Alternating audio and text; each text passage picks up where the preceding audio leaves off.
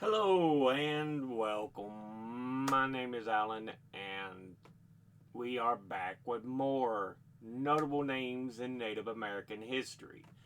Today we are looking at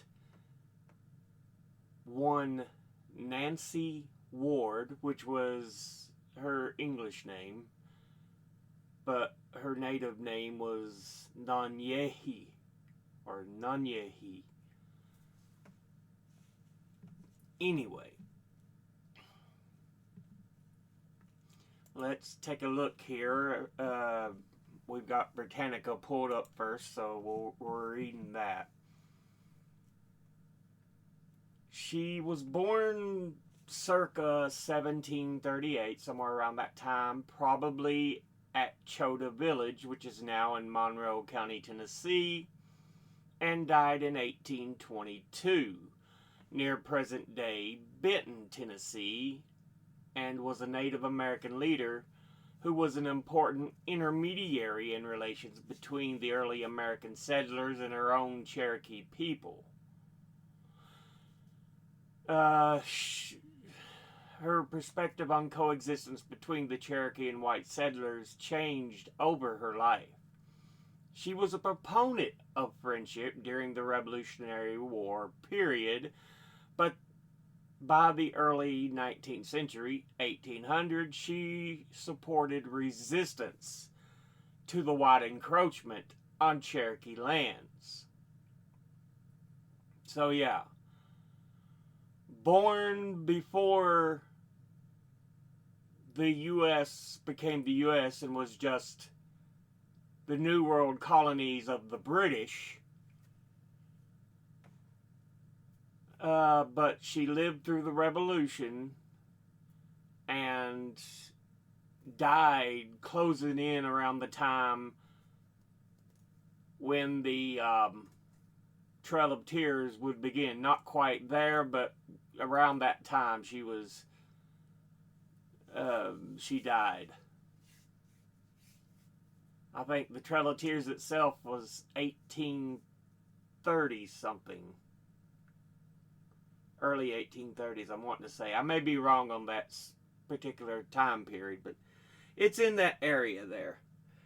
Because Andrew Jackson was the 7th president.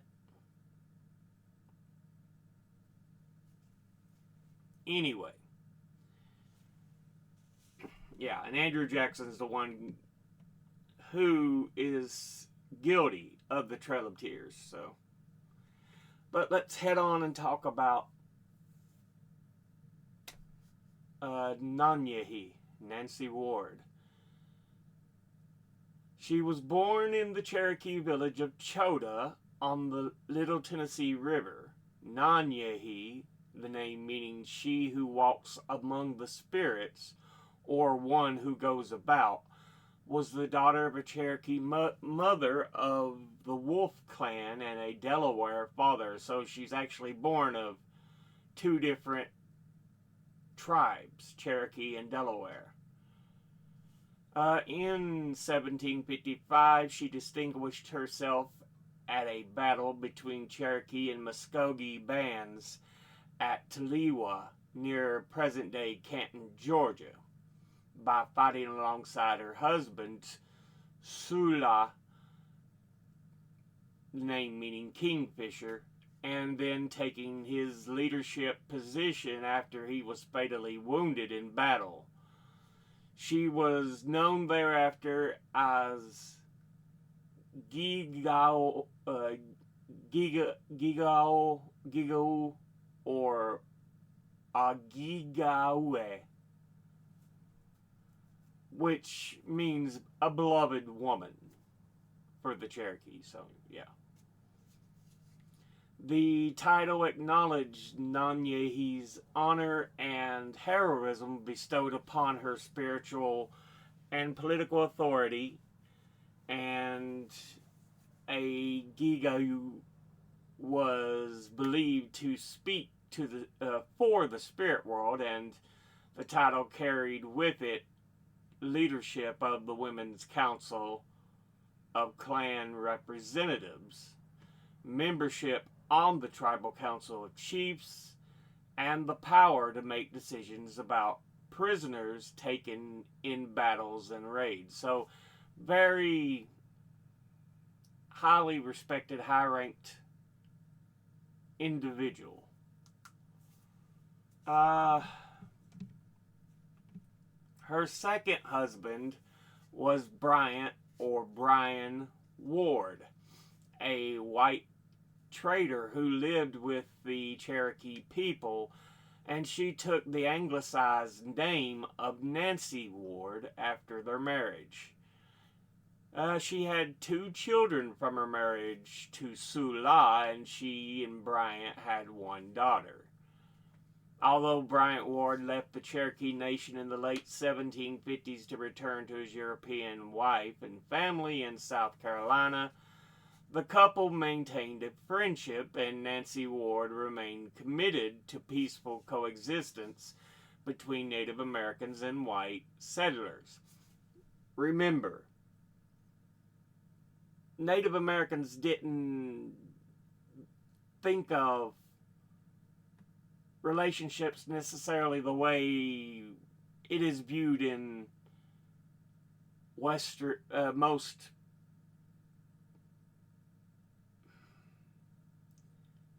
old world views, as one man, one wife, forever. No, that's a more European-born custom, or more religious-born custom.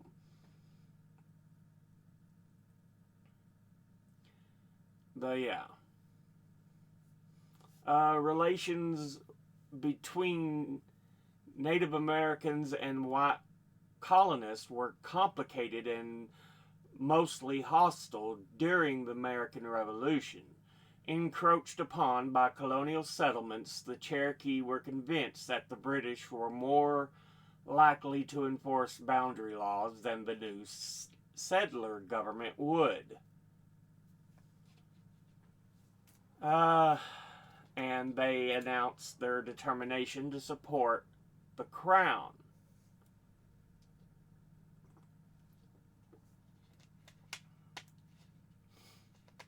So they didn't support the colonies during the Revolution,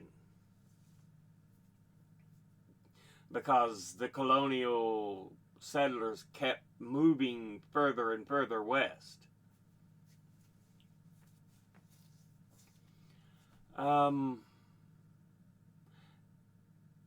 Despite British attempts to restrain them, a force of 700 Cherokee under Chief Dragging Canoe attacked the colonist-held forts of Eaton Station and Fort Watauga in what is now Tennessee in July 1776.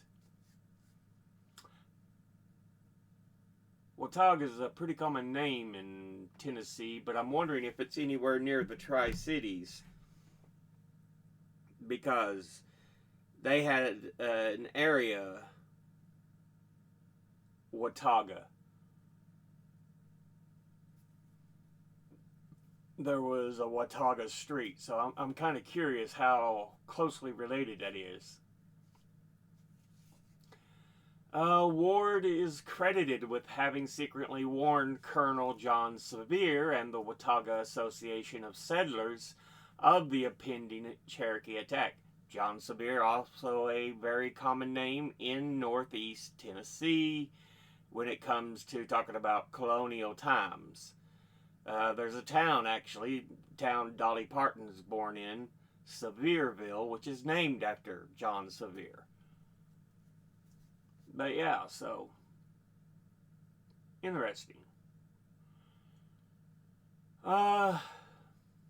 She later used her prerogative as beloved woman to save Lydia Bean, a white woman captured during the raid, from being burned at the stake, and brought her safely to Chota.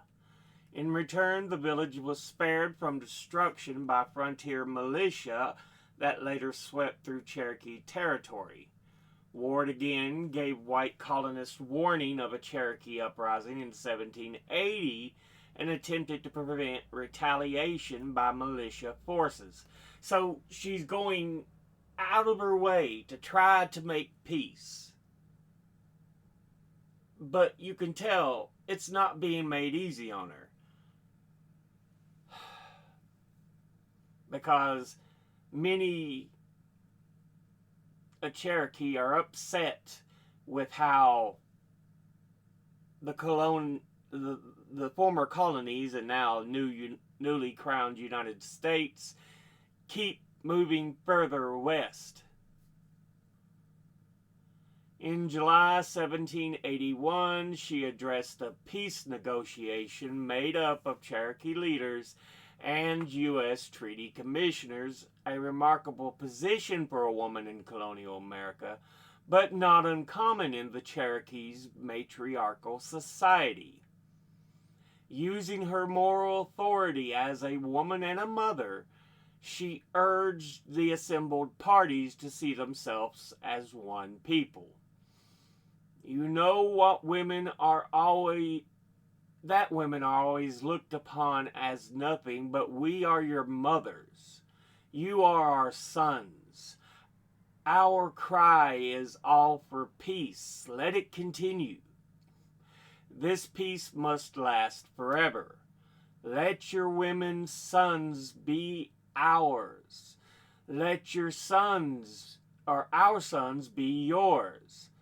Let your women hear our words. Ward's sentiments are believed to have some effect on the negotiators that resulted in an adjustment to settler demands, allowing the Cherokee to keep more of their land. Continuing her role as a peacemaker, in November of 1785, Ward was part of a delegation of more than 900 Cherokee men and women who met with U.S. commissioners at Hopewell, the South Carolina property of U.S. General Andrew Pickens. The talk resulted in the Treaty of Hopewell, a series of 3 treaties signed between the U.S. and the Cherokee, November 28, 1785, the Choctaw, January 3, 1786, and the Chickasaw Nations, January 10, 1786.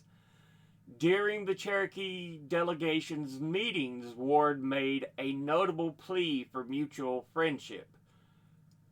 The signed treaty included the text, "The hatchet shall be forever buried, and the peace given by the U.S. and friendship reestablished between the said states on the one part and all the Cherokees on the other shall be universal." Unfortunately,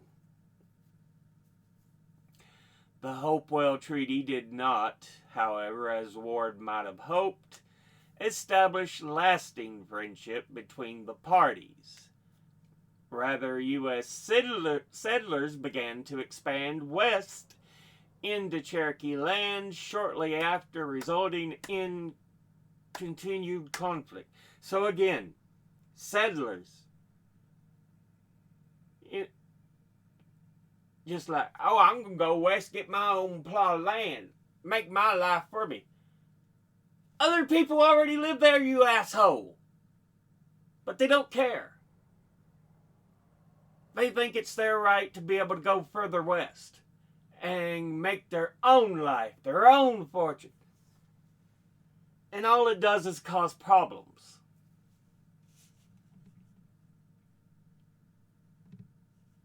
A strong voice for the adoption of farming and dairying, Ward became the first Cherokee cattle owner, and in May 1817, she and the Cherokee Women's Council urged the Cherokee National Council to resist and reject the increasing pressure by white settlers to sell their remaining lands.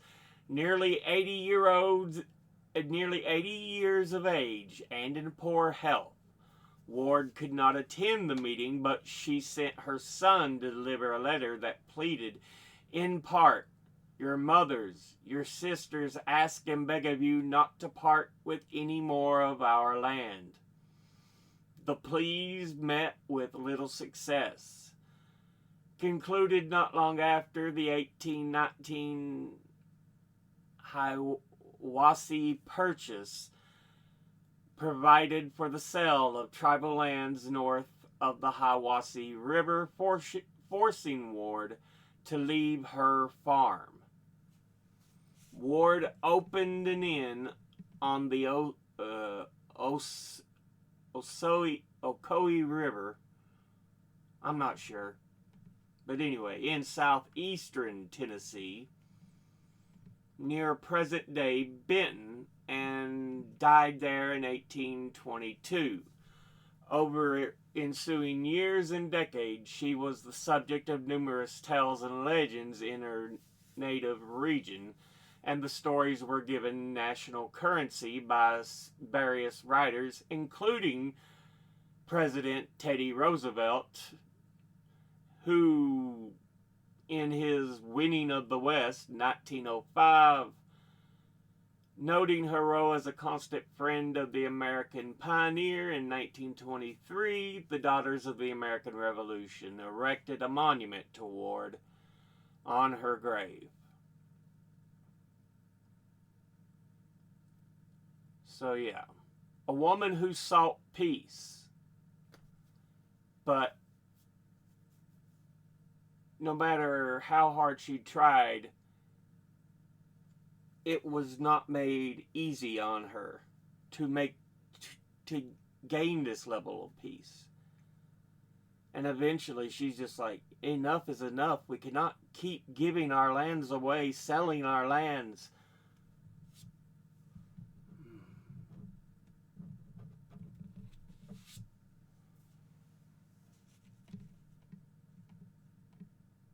Anyway, yeah.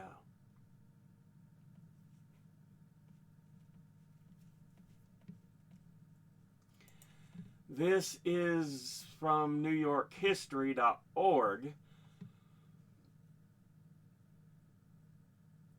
The Nanyehi, or Nancy Ward, the life story, 1738 to 1822. And is adapted from the New York Historical Society's Saving Washington curriculum.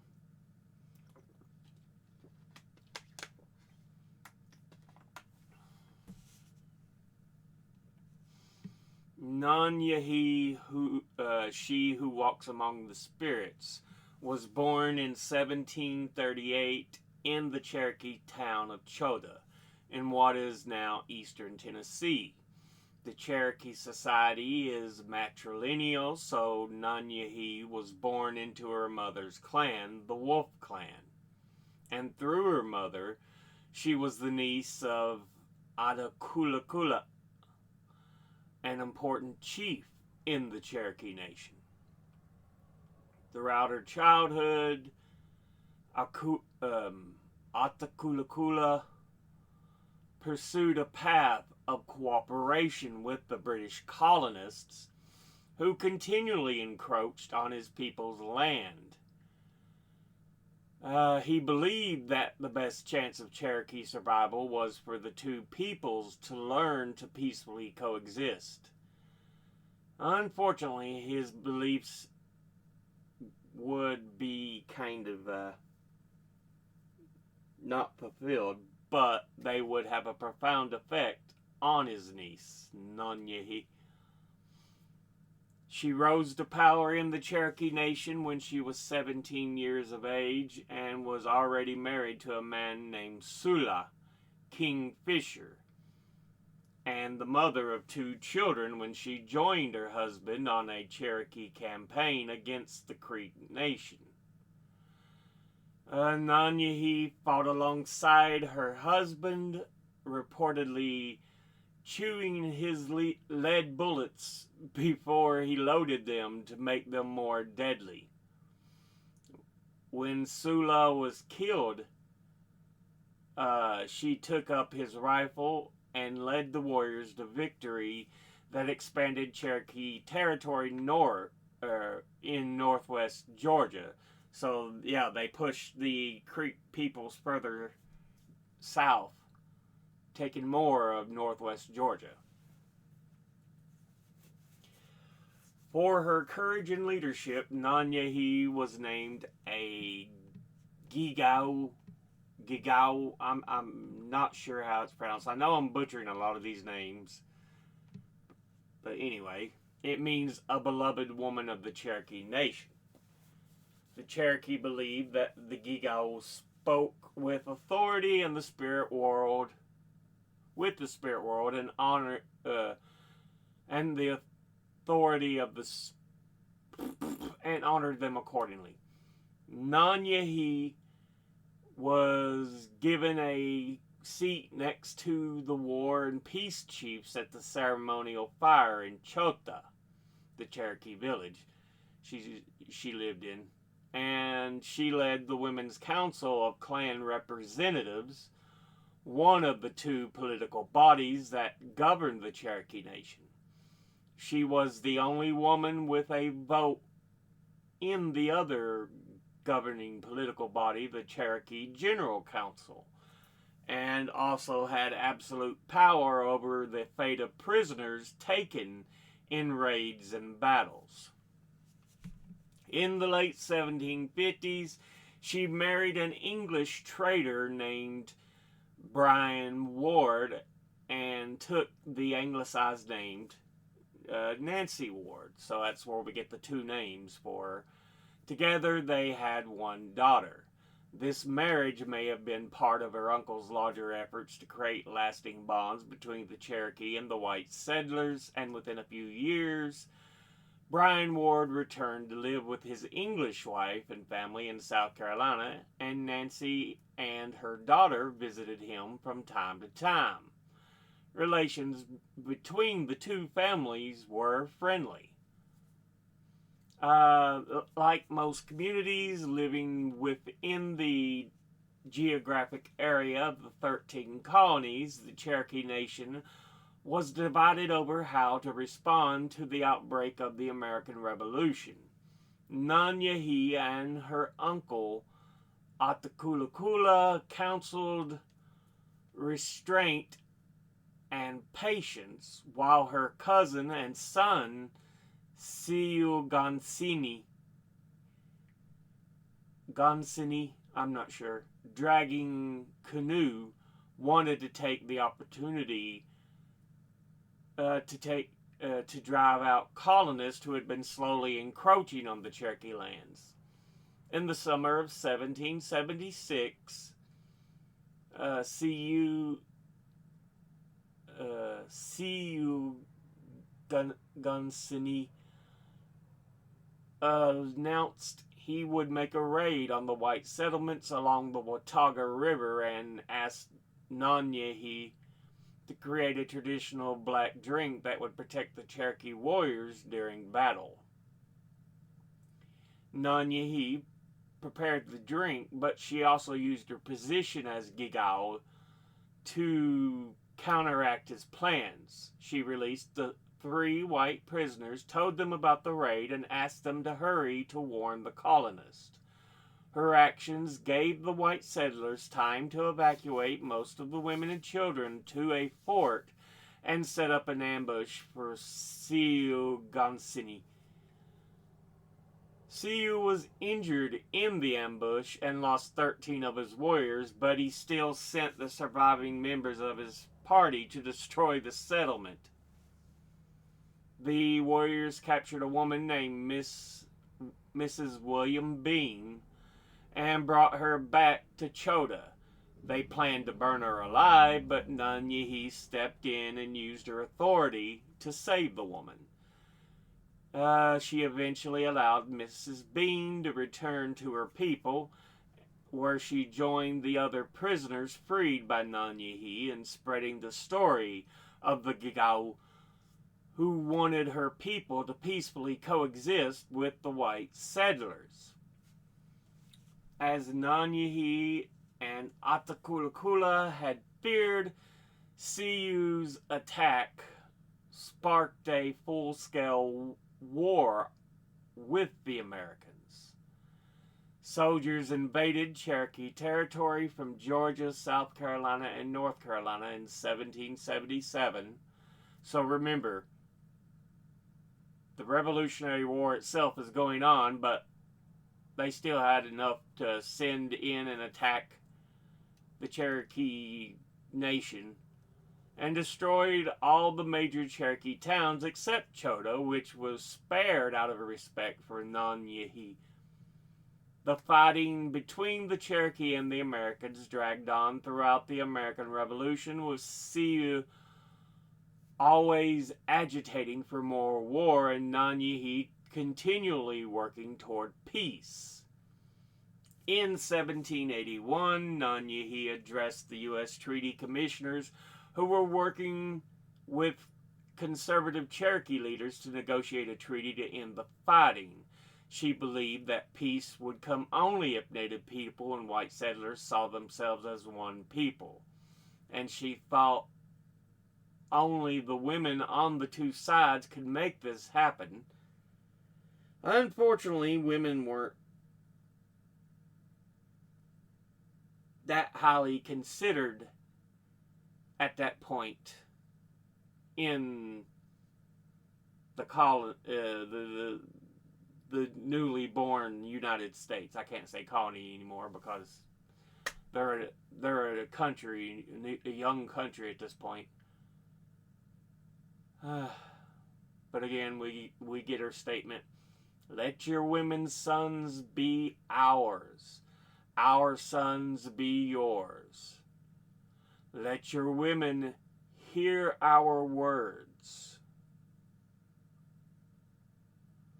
Nanyehi's speech reflected the political and cultural importance of women in Cherokee society, but it baffled her American audience, who lived in a society where women were not allowed to participate in public life.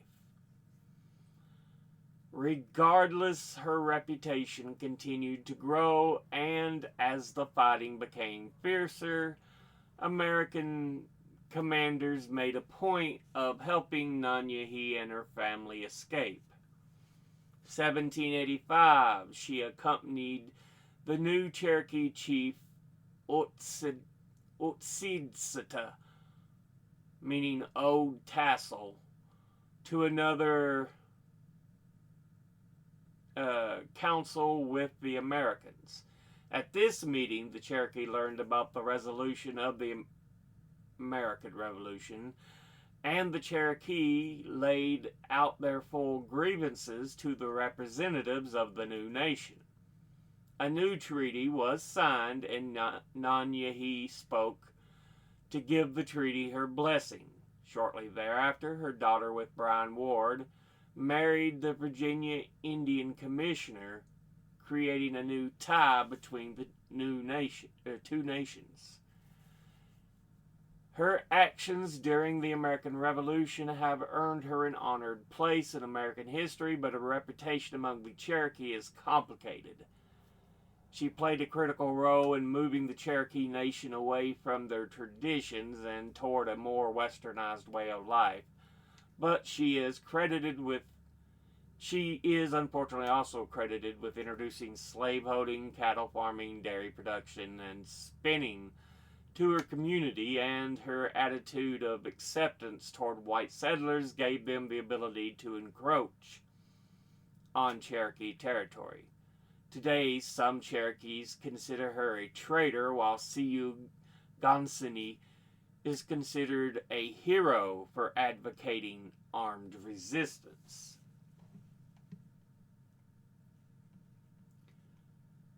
In the years after the Revolution, America's white population grew quickly, and more settlers moved into Cherokee territory because the land was ideal for growing cotton. George Washington's administration tried to prevent settlers from seizing Cherokee land illegally, but failed to stop them.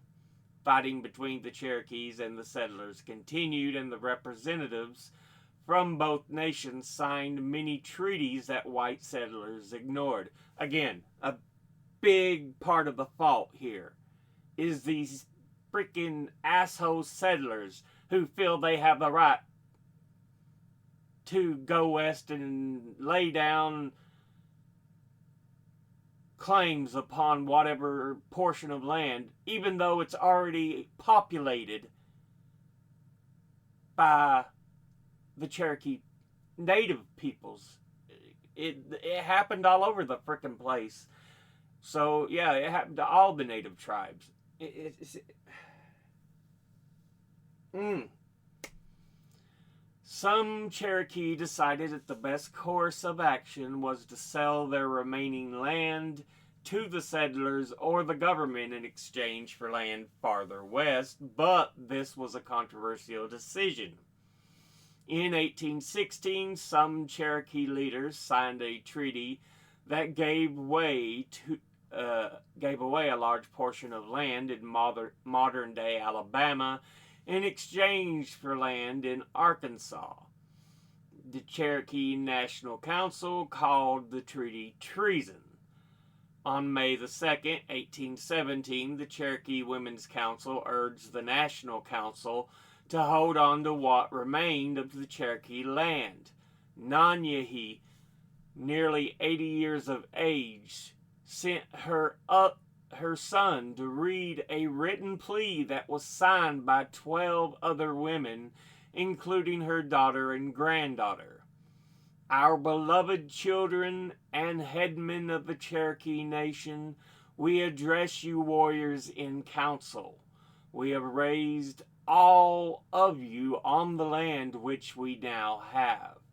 We know that our country has once been extensive, but by repeated sales has become circumcised to a small tract. Your mothers, your sisters ask and beg of you not to part with any more of your land. Nanyehi had come to realize that her people were being driven from the peaceful coexistence she had championed her whole life. But the land sales continued. In 1819, the U.S. government purchased a large portion of Cherokee Nation territory that included Chota, the city village she had lived in. Nanyehi became an innkeeper, and her son cared for her in her final years. She would die in 1822.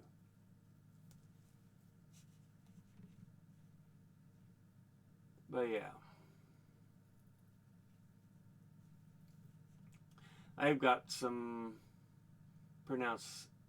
pronunciations here. Atakula Kula. Chota, Ganasini,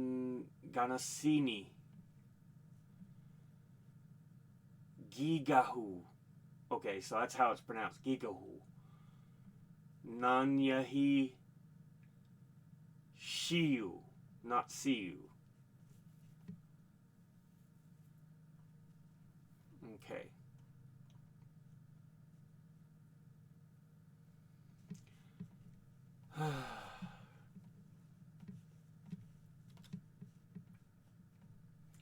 And then, of course, we've got the encyclopedia entry on Nancy, or Nanyehi.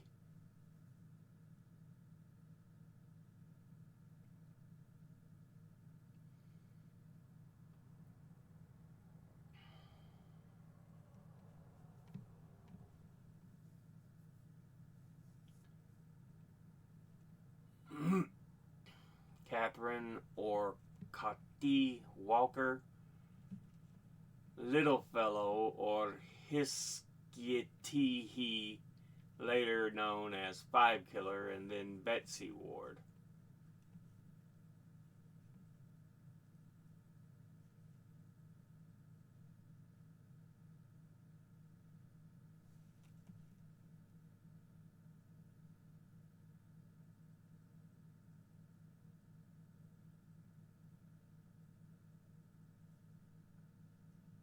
Yeah, they talk again about how she was born of a Cherokee mother and a Delaware father.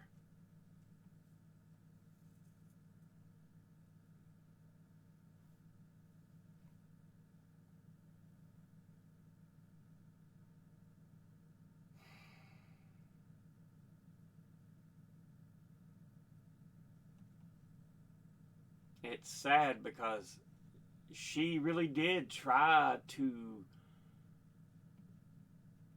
enforce peace, but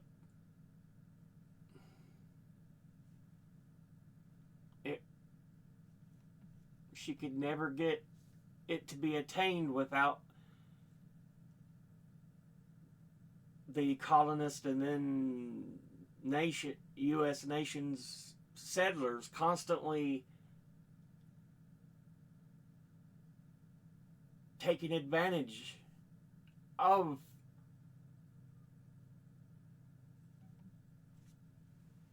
any peace treaties or whatever to just invade and set their own land up. And it's like, no, you're not supposed to do that.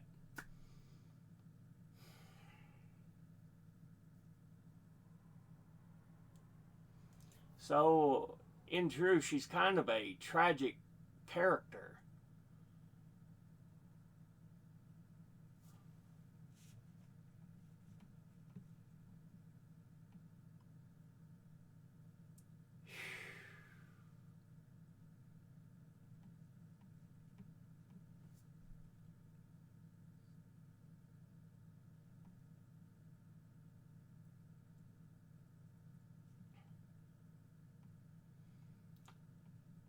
Although Nanyehi's mother is often referred to by historians as Tane Do, the name has no historical sources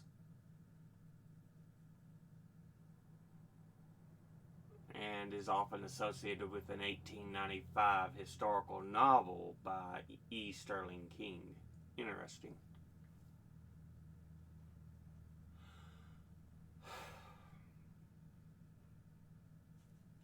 But yeah,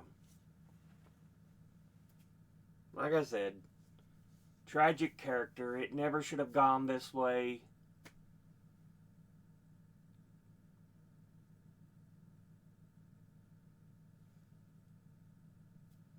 But unfortunately,